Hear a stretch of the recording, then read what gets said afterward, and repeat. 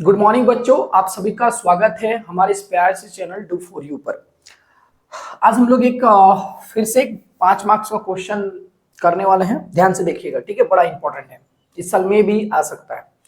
तो आज हम लोग पढ़ेंगे विद्युत विधुर के कारण अक्षीय स्थिति पर तथा निरक्षीय स्थिति पर चुंबकीय तीव्रता विद्युत तीव्रता के व्यंजक को प्राप्त करें। तो अभी विद्युत तीव्रता वाला पढ़ा रहे, चुंबकीय तीव्रता का भी एक क्वेश्चन है जो आगे पढ़ाएंगे, ठीक है।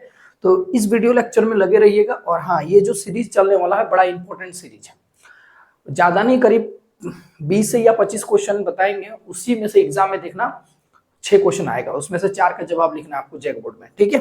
चलो तो करते हैं कि विद्युत विधुर के कारण अक्षीय स्थिति पर विद्युत तीव्रता अक्षीय स्थिति पर विद्युत तीव्रता के व्यंजक को प्राप्त करें और निरक्षीय स्थिति पर भी निकालना है।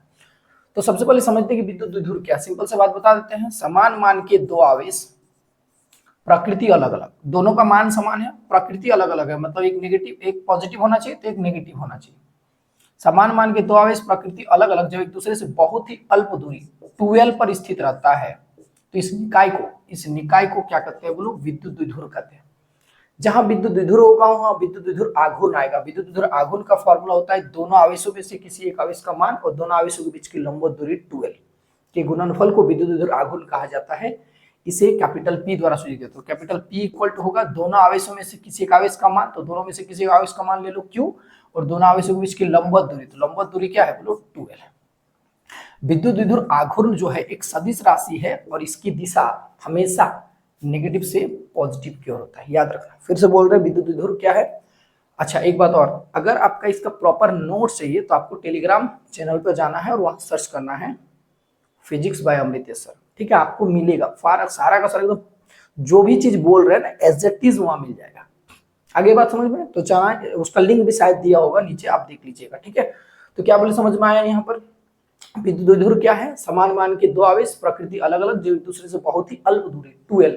ये जो 2l दिख रहा है ना, वेरी वेरी स्मॉल डिस्टेंस है, क्या है याद रखना, ये है वेरी वेरी स्मॉल डिस्टेंस,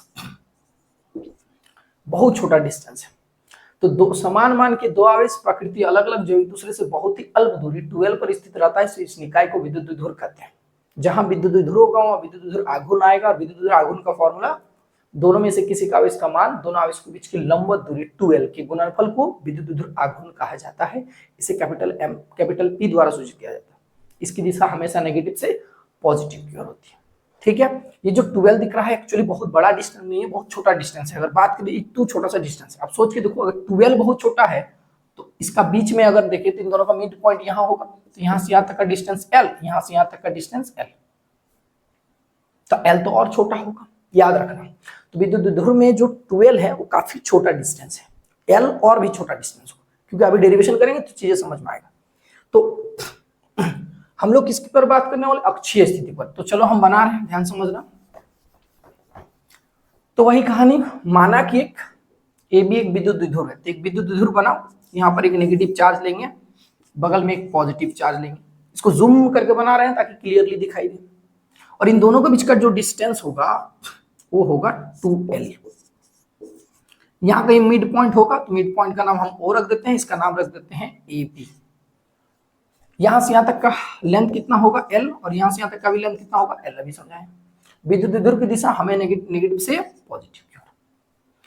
तो माना कि AB एक विद्युत विधुर है जिसका द्विध्रुव आघूर्ण क्या होता है, P equal to Q into 2l, equation number first.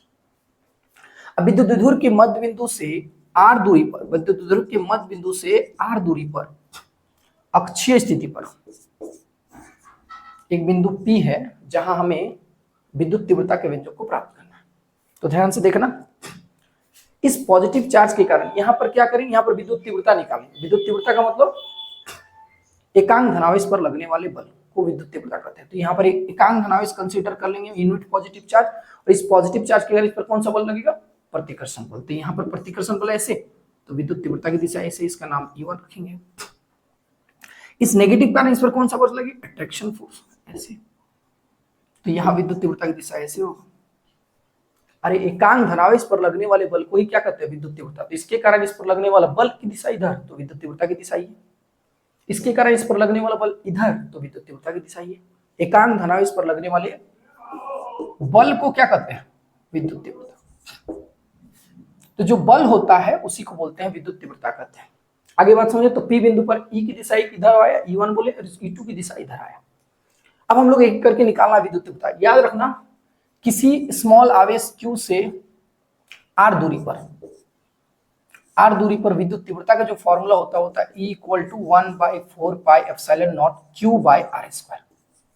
ये होता है फॉर्मूला, ठीक है, E = 1/4πε0 Q/r²। तो निकालते फटाफट। प्लस Q आवेश के कारण P बिंदु पर विद्युत तीव्रता का वैल्यू बोलो, तो E1 आएगा। E1 बराबर कितना होगा, 1/4πε0 Q/r²। तो Q/r² मतलब यहां से यहां तक का डिस्टेंस, नामांकन, इसका नाम A, इसका नाम B, इसका नाम P। तो यहां से यहां तक का डिस्टेंस यानी कि BP के बीच का डिस्टेंस पूछ रहा है, तो BP का स्क्वायर। अब BP का वैल्यू बोलो, E1 बराबर आएगा 1/4πε0 Q।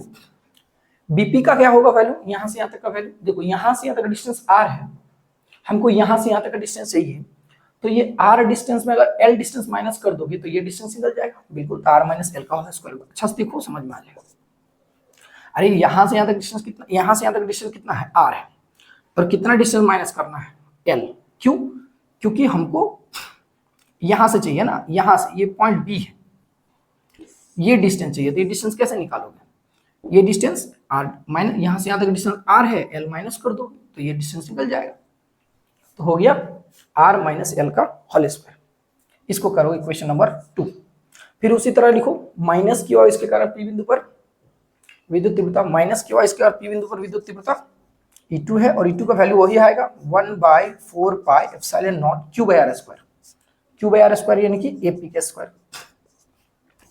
तो क्या होगा, E2 बराबर 1/4πε0 Q/AP का स्क्वायर मतलब R + L का होल स्क्वायर। ये हो गया हमारा इक्वेशन नंबर 3। अब देखो, E1 बड़ा है कि E2 बड़ा है, पॉइंट वाली बात है। तो याद रखना, जिसका दूरी ज्यादा होगा, जिसका डिस्टेंस ज्यादा होगा, विद्युत तीव्रता कम होगा। तो इसके कारण यहां से यहां तक का दूरी ज्यादा है, तो यहां पर विद्युत तीव्रता का वैल्यू कम होगा, मतलब E2 वैल्यू कम होगा, E1 का वैल्यू ज्यादा होगा।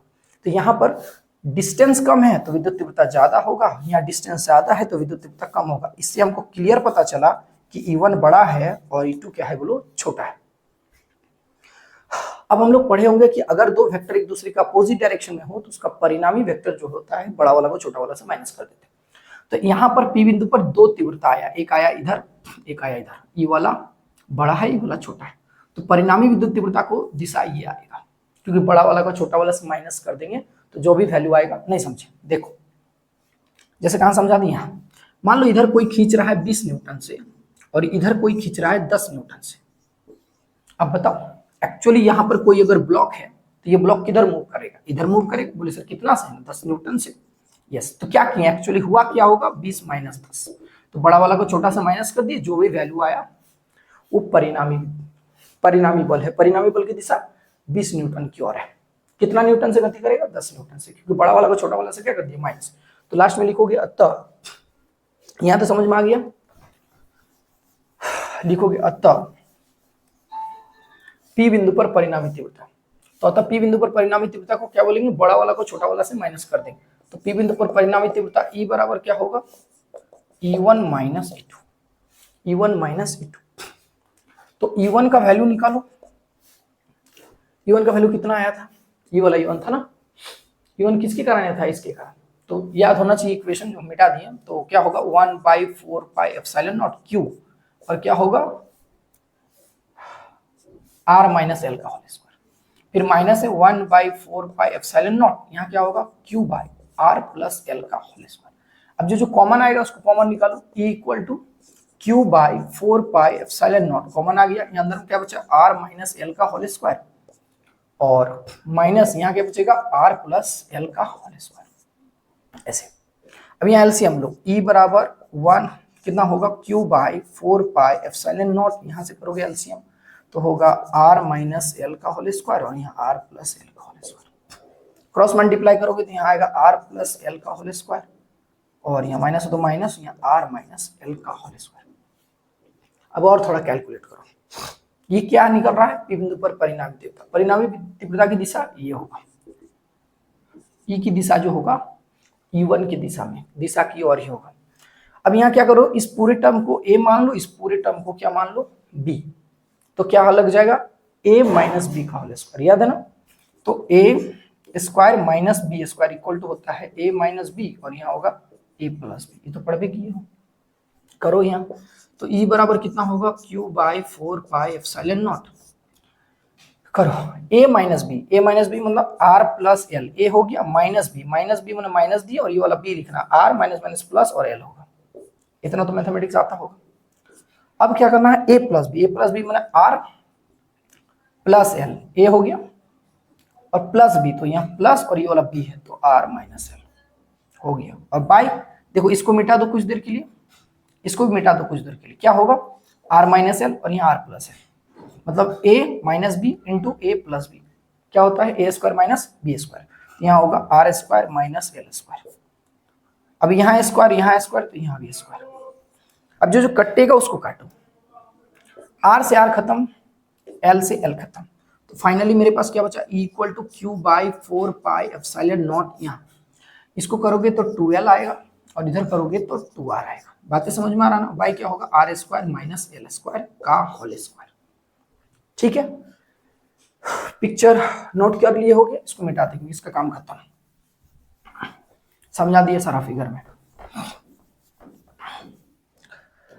अब क्या करना है, अब कैलकुलेट करना है। तो E बराबर क्या होगा आगे 1/4 पाई एप्सिलॉन नॉट, और Q का अंदर लिखते हैं, तो Q के अंदर लिखेंगे यहाँ Q इंटू 12 एक साथ लिख देते हैं, और बाय इंटू क्या होगा 2r, और नीचे में R square minus L square का होल स्क्वायर।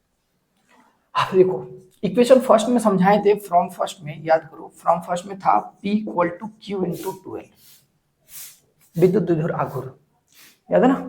तो E बराबर कितना होगा, equal to 1/4 pi epsilon naught, और Q इंटू 12 की जगह क्या लिखोगे P, और यहाँ 2r, और बाई क्या होगा R square minus L square का होल स्क्वायर। अब यहाँ एक पॉइंट वाली बात है, पॉइंट वाली बात ये है कि विद्युत द्विध्रुव आघूर्ण में हम लोग पढ़े थे कि एल स्क्वायर जो होता है आर स्क्वायर की तुलना में काफी छोटा होता है, क्योंकि 12 बहुत छोटा था तो एल तो और छोटा होगा।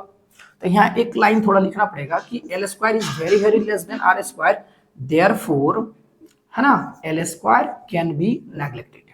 और जैसे एल स्क्वायर को नेग्लेक्ट कर दोगे तो ये वैल्यू यहाँ 0 पुट होगा, equal to 1/4 pi epsilon naught 2pr, और बाई क्या होगा आर स्क्वायर माइनस 0 का होल स्क्वायर, मतलब आर का पावर यहाँ 4 होने वाला है। ठीक है ना, कहाँ लिखते हैं, यहाँ लिखते हैं।